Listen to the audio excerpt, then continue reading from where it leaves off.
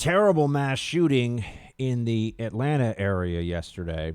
People still in shock as we see this more information about Robert Aaron Long, 21 years old, killed 8 people, 6 Asian women, a white woman, and a white man.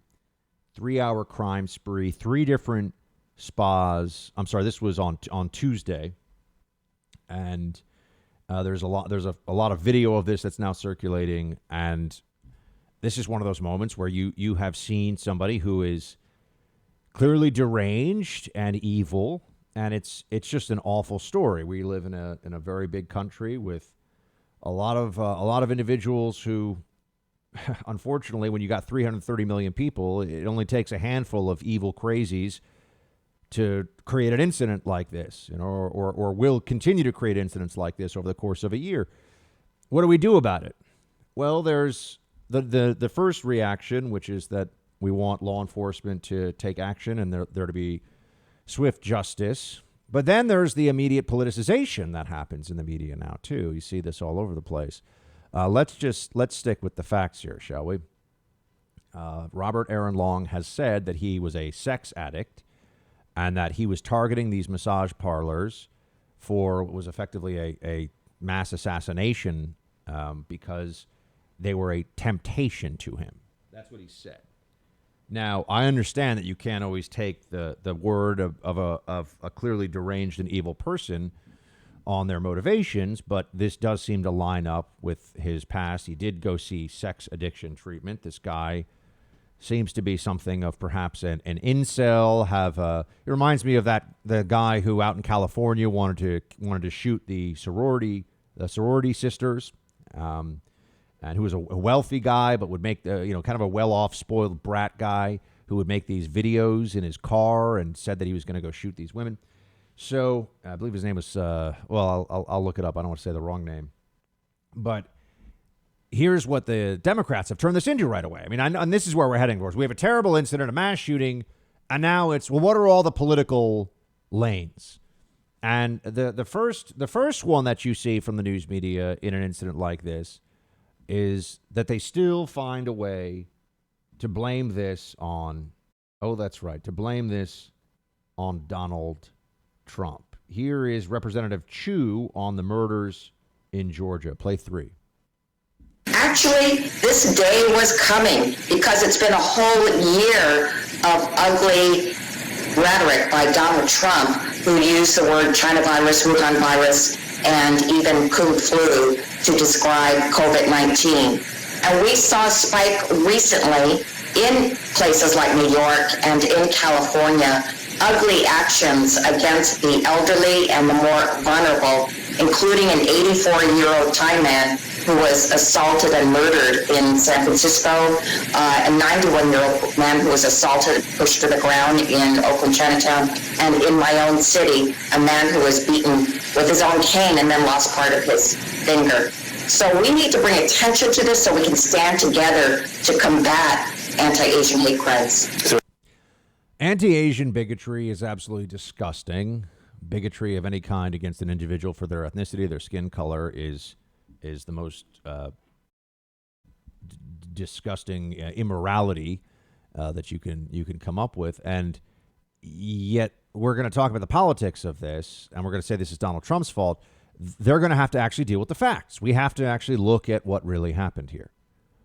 And in some of the incidents that she names, it is already known that the assailant was, in fact, a black male.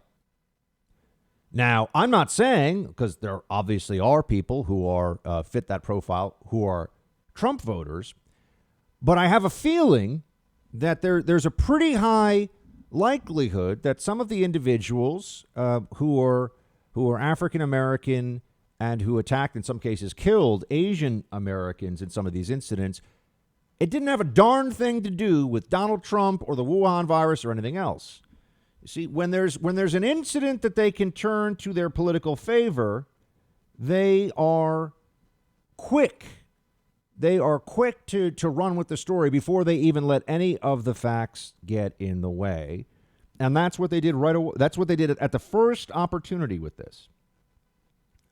The first chance they got, this was attack Donald Trump. I mean, I could sit here and just keep playing clips. It's all about blaming Donald Trump, who's no longer president and who doesn't even really have that much to say in public these days. Here's a guy over at MSNBC. Same thing. It's the mass shooting in Atlanta is Trump's fault. Play 4.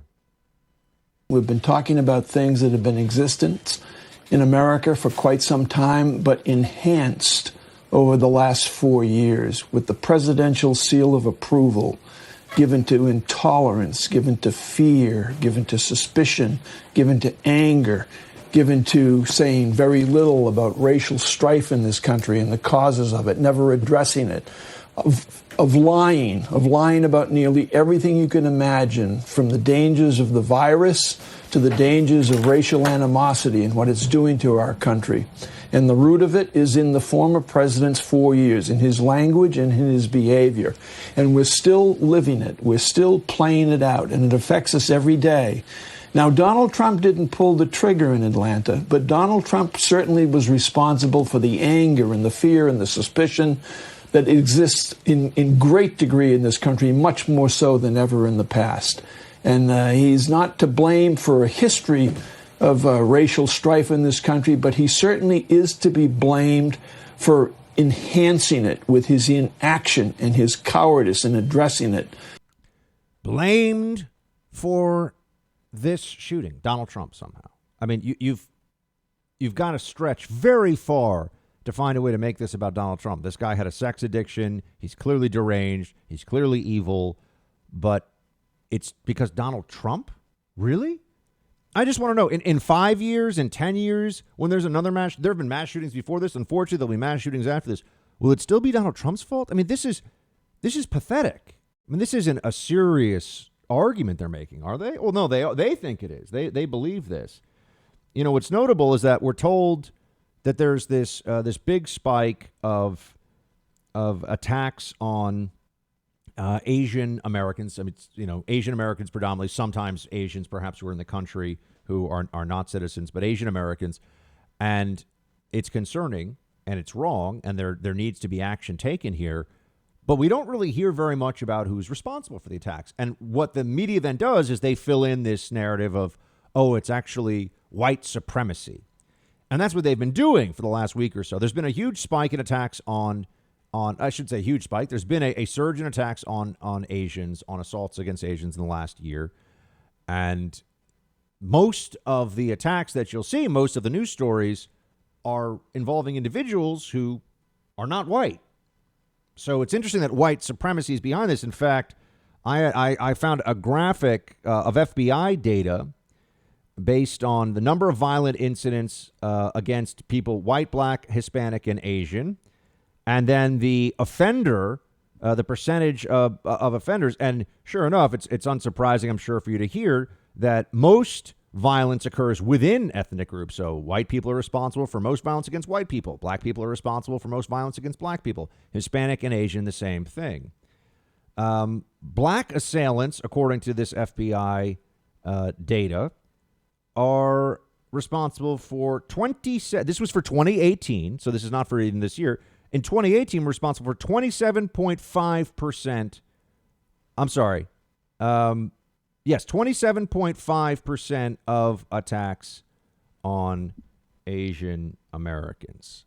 So there's a spike in that, or there's a substantial number there. The numbers that you see here, I can give you the rest of it. You have Asian Americans, 27.5% black, 24% white for attacks on Asian Americans, Hispanic 7%, Asian 24%, and then other 14%. That's the FBI data on this.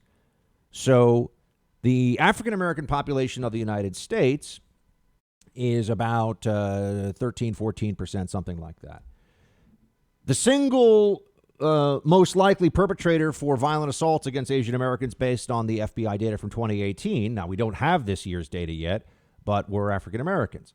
These are just numbers. These are facts. This is what the FBI data compiled says about this.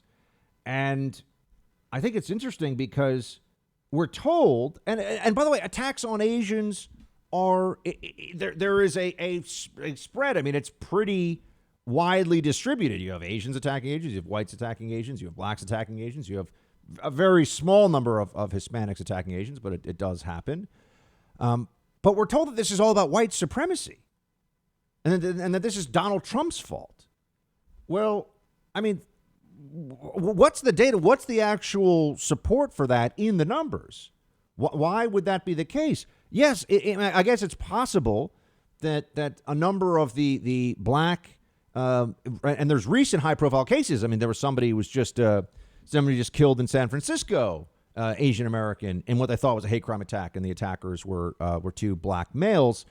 And it's possible that they're Trump supporters. I'm not saying it's not, but I don't think that if we're looking at the likely motive here, I'm pretty sure that it's not actually Donald Trump that has created this mentality. And that's a stretch where you could say this about any politician. You start blaming whoever you want for any violent act anywhere because they're being divisive.